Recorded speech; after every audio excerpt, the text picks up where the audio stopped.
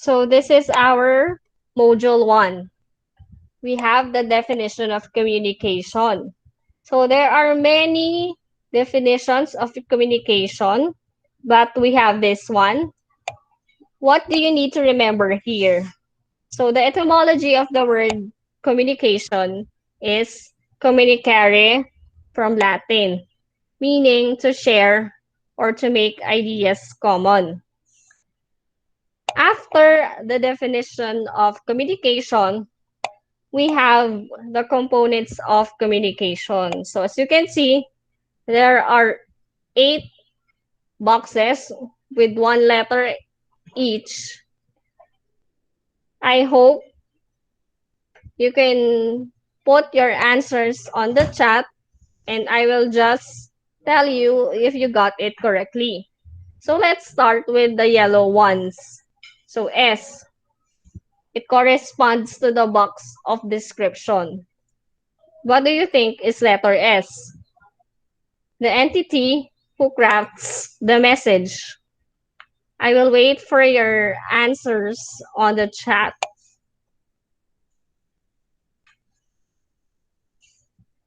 Do you have any idea what S stands for?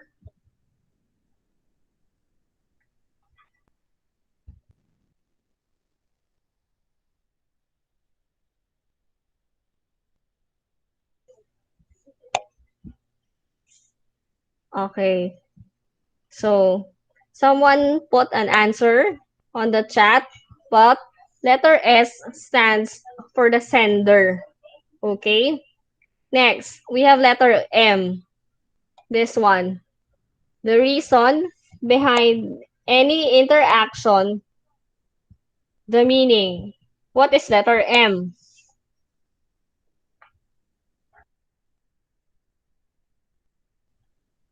Okay. Somebody answered again on the chat, but letter M stands for message. Again, S is for sender, M for message. Let's go to the green ones. Letter C. This one. The means by which a message is conveyed. Okay, correct. The word is channel. Let's go to R. This one. The entity who obtains the transmitted message. Correct. It is receiver. Now, let's go to the bluer ones. Letter F. Essential to confirm recipient understanding. Okay, correct. Feedback. And then the next, E. The place, the feeling, the mood, the mindset. It's letter E for environment. Correct. We continue with the components of communication. So we're now with letter C. It means expectations and shared understanding. Okay, correct. It's context. Now, we have letter I. It means barrier or block prevents communication to take place. What does letter I mean? Correct. It is interference. Okay. Can somebody raise their hand to read the 4 kinds of interference? It's the blue boxes, A, B, C, and D. Can somebody please read that?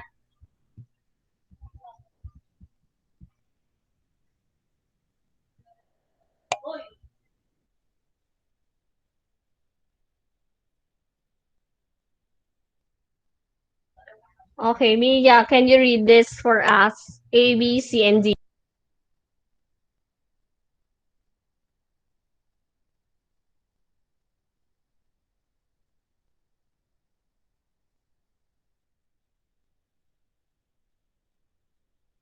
Okay, go Mia. Please read the types of interference.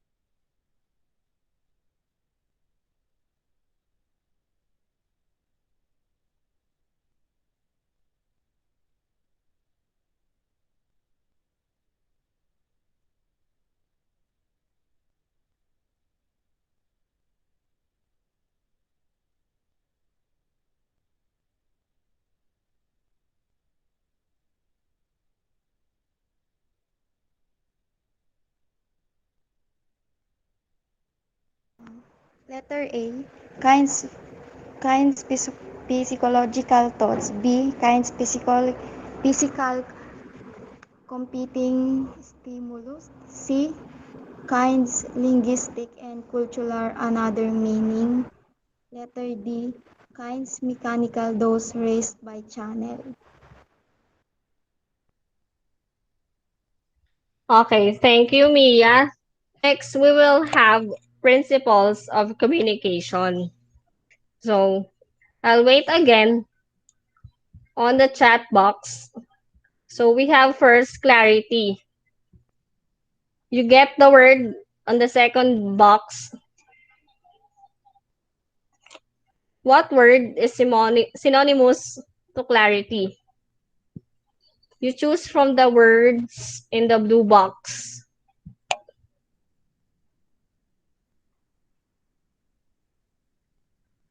Can somebody guess and type their answer? Clarity is to choose the word from the blue box.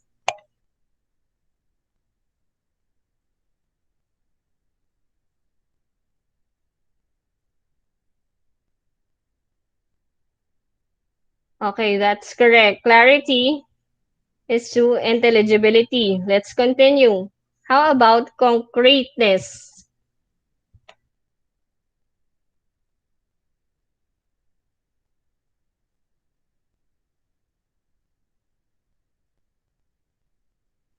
You have to think and guess. Type the word is the most similar or closely associated to concreteness.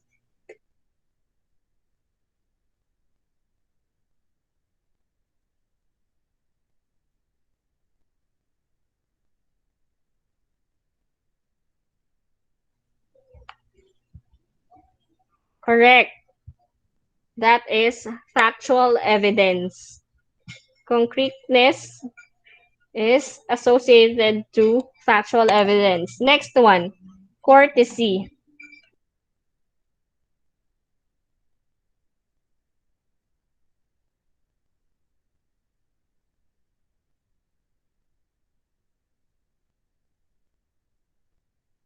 That's correct. Courtesy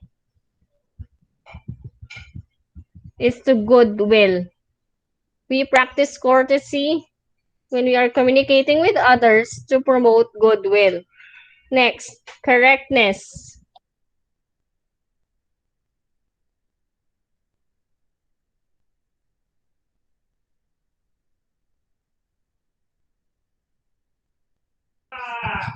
Let's see your answers. Correctness. Which word is connected to correctness?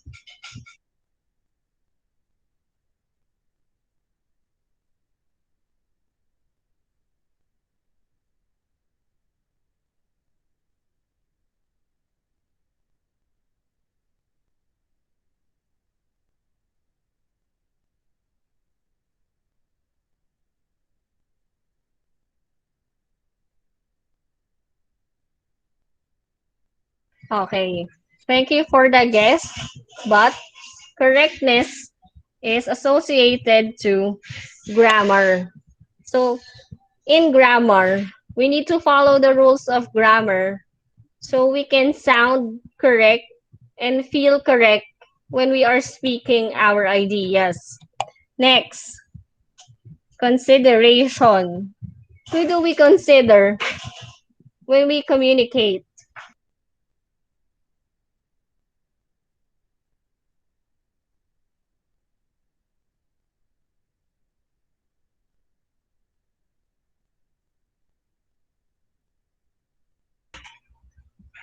Okay, That's a good guess, but the correct answer is audience oriented.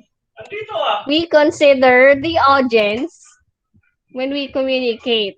We think of what to say and who we will say it to. Next one, creativity.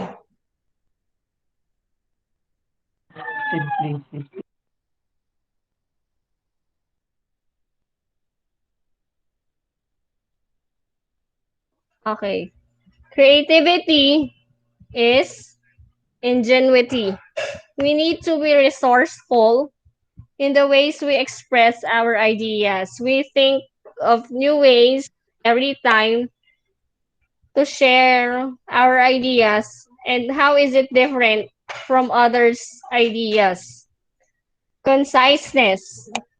Which word is connected to wiseness?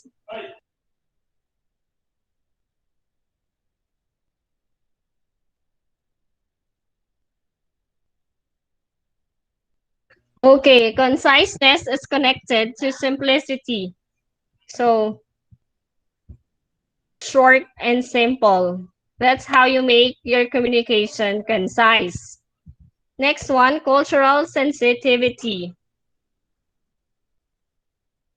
Correct. That is gender and race. When we talk to other people, we should be sensitive about what they will feel in terms of their gender and race. Finally, captivating. Correct. It's attention. So thank you very much to those who participated. It is very easy to guess. Now let's have the next topic, the ethical consideration. This is the last topic for our first module.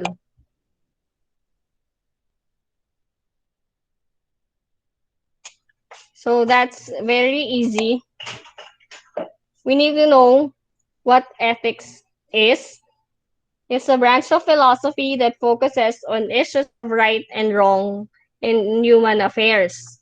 So ethical communicators respect their audience, consider the result of communication, value truth, use information correctly, and do not falsify information. So this is the question for your personal reflection.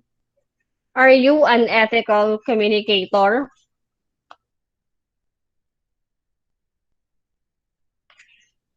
Can we now move forward with our second module?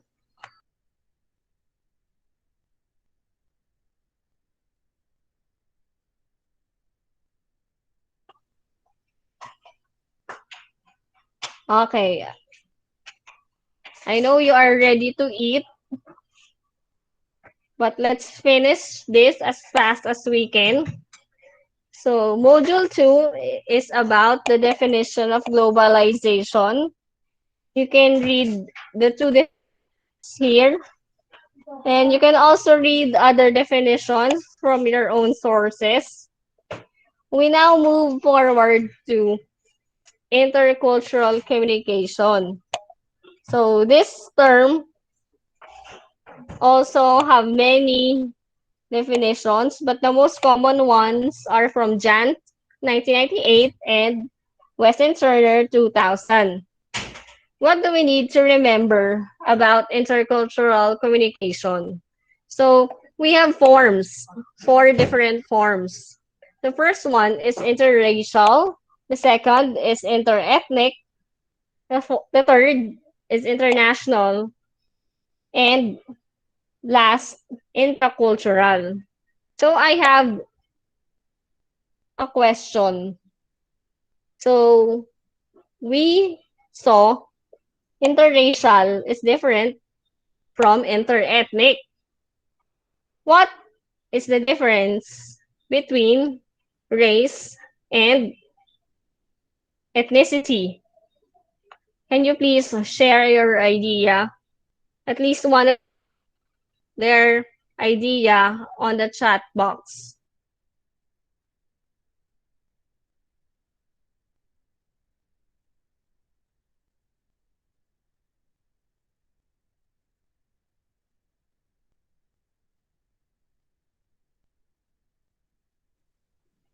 Okay.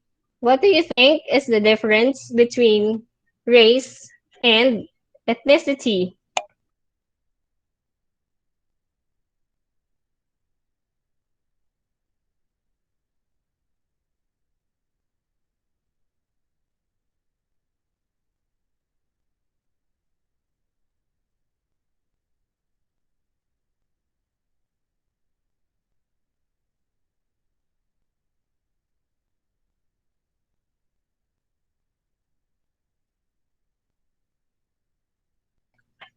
Okay. Let me share you. Race, as Selena typed on the chat box, it has something to do with physical attributes. Okay, so somewhat, she's making a point. Ethnicity is cultural. Okay, so race, there are four accepted classifications of race. If you remember, what are the four accepted classification of race? Okay, so if there are four accepted classification of race in ethnicity, this is very specific to culture or the traditions. Okay? So you have to remember there are four races, but we don't know how many ethnic groups we have. They have been counted, but those are not exact or accurate. Next, after forms of intercultural communication, we can also see the forms of intercultural communication, whether it is high context or low context. High context means you have to be indirect, while low context, it works on a straightforward communication. Okay, the next topic, ways to improve intercultural communication. So, like the last topic of the previous module, in order to be an ethical communicator, you also have to think about how you can better your communication skills when dealing with intercultural communities.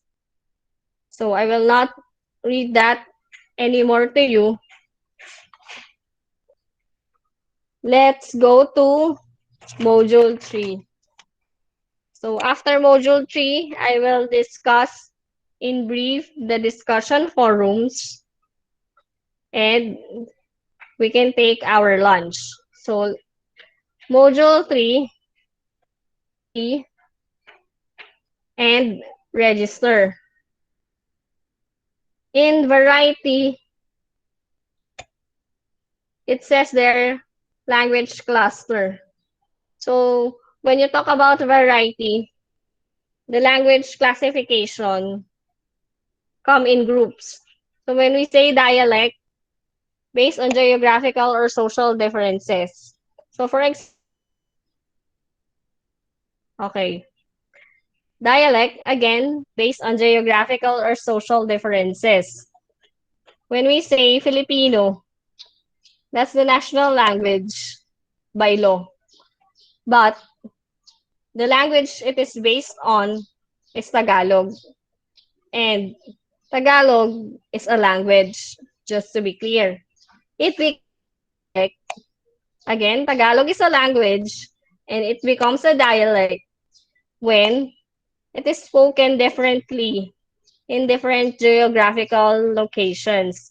For example, ang Tagalog ay wika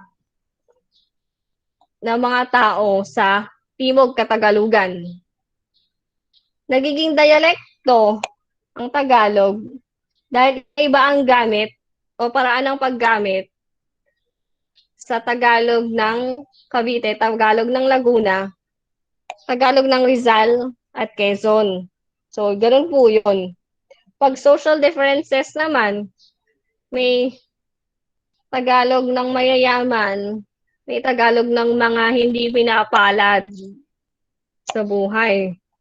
So, next, under variety, we have idiolect. So, someone earlier, what's the thing about Duterte's speeches having too many bad words or it is idiolect. When we say idiolect, it's the personal use of the language. There are idiosyncrasies or nuances. The little thing makes your speech different from the others. That is your idiolect. And now, we have register. Formal means professional communication. Informal, casual communication. And finally, neutral for technical communication. So after that three registers, levels of formality, we can also study the level of formality through Martin Jew's work. So oratorical or frozen. Usually, this does not change. So for example, the priest's homily or pastor's sermon. But most likely, the frozen level of formality is found in legal documents like the Constitution, the preamble, because it will not change ever until there is a constitutional change. Second, deliberative. The example, it is a university lecture. Although lectures are carefully planned in advance, they do not really stick to one format. Other example is a conference paper presentation where the researcher presents the study. Now we have number 3, consultative. It's formal because you are exchanging information. The example, doctor or patient during a consult. And next one, social worker and crime victim talking about whatever they want to in a formal setting. Number 4, these are the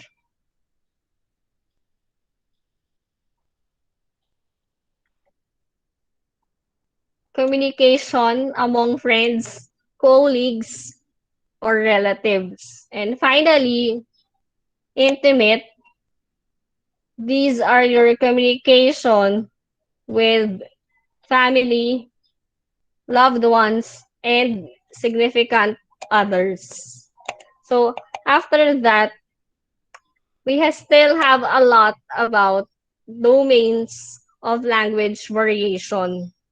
So I will just give you the example and it's up to you how you will understand it. First one, the example for that one are neighborhood posters. Yun mga naka-post sa info bulletin like for rent or missing dog. Okay. Number 2, it is the communication among neighbors. So ito po yung chismisan nila Alin ni Aling Chona. Now, we have number 3.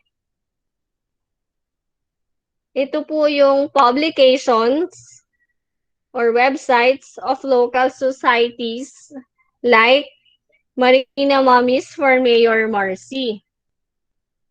Next one, number 4. The example is communication inside computer shops. Ito po yung mga trash talkan ng mga maaasim na bata na naglalaro sa computer shop. Number 5. So, ito po yung international editions of newspapers and magazines. Ibig sabihin, the articles there contain local colloquialism. Number 6. These are casual interactions between people coming from different parts of the world.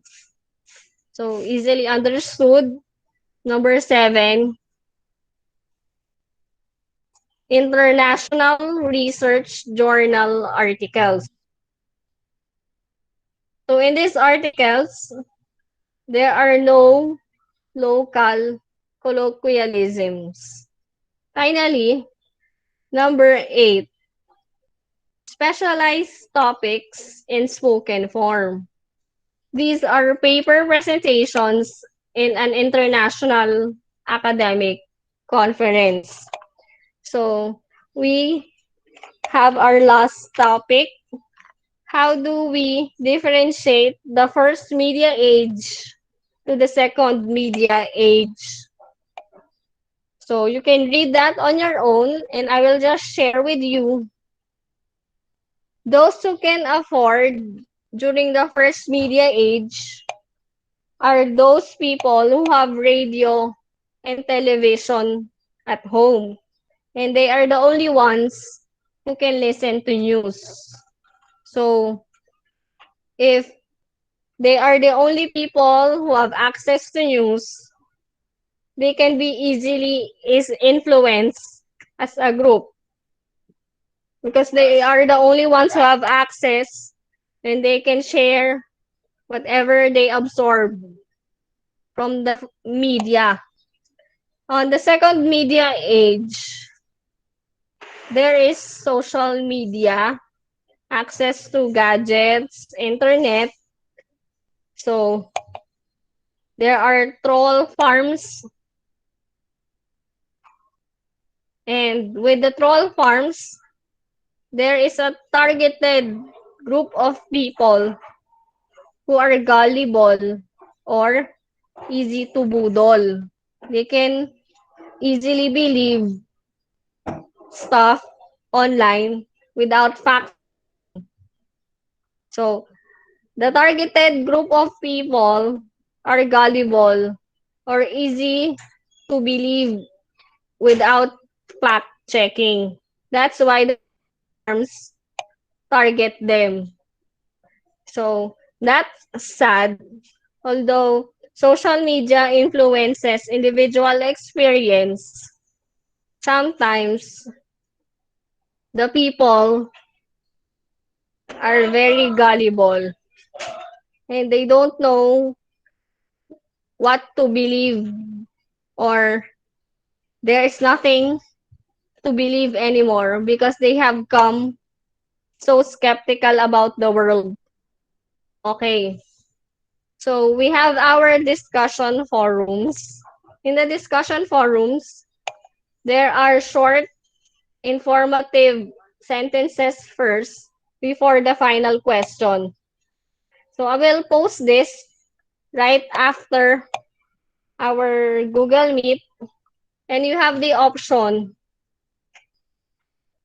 to answer this week or answer all discussion forums and submit it all before the midterm deadline. Okay? So I will not read the discussion forums to you. Just read the informative sentences first, and then reflect on the final question, you have the option to submit it weekly or all at once before the midterm deadline. So before we go and leave the Google Meet, let us have one photo opportunity. Please open your cameras.